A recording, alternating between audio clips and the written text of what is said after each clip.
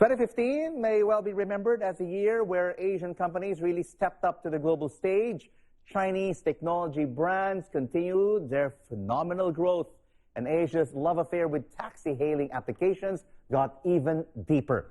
The Make in India campaign helped that country's brand value soar. It's now 7th in the world. China is still 2nd. So what does 2016 hold for Asia's growing brands? Steve McGinnes heads up the brand consultancy company Anthem here in Asia Pacific. He believes 2016 will be a good year for regional brands. I think for the first time there's a combination of 3 big factors.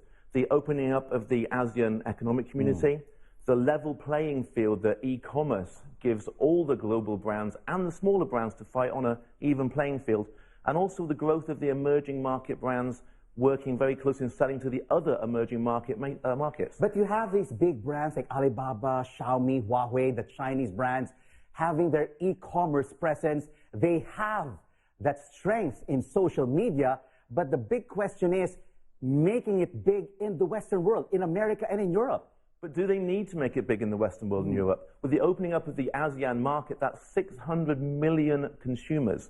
And look at Alibaba. Yes, they dominate what they do, and they dominate what they do in China, but opening that up to other markets and opening it up to other categories.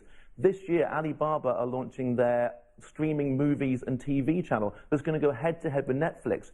And China is already the 2nd biggest movie market in the world, and it's going to grow by 35% in 2016. Do they need to go battling in the West when, in fact, by merely playing their understanding, their positioning, and their dominance where they are, just already make them the biggest brands in the world? You talked about, Steve, the ASEAN Economic Community. It took effect on the 31st of December 2015. You also have big brands here in the region, particularly in Singapore. The Charles & Keith brand, Fraser Neve in the Philippines. You have Jollibee, Indofood in Indonesia. Can they make it big as well in Asia and in the world? Absolutely. These brands already understand their consumer. They understand the diamond consumer, who's the largest growth market and segment in the world. They understand what these people want. They understand how to sell to them. And also, they've already got a local following. What about last year? It wasn't a good 2015 for big mining companies and some tech companies like Toshiba. Which brands are at risk of disappearing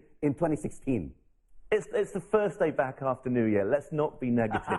Which are the brands that are going to hit another level this year? I would say the big brands that are going to be pushing even further, Alibaba. I would say Xiaomi, already the world's 3rd largest smartphone manufacturer, and also very cleverly providing Wi-Fi. They're going to dominate into Indonesia, into Malaysia, into the Philippines, and some of the rivals to Uber. People like Didi Kaudu already have 80% in China, and Grab Taxi, my personal favorite. And let's see, McGinnes.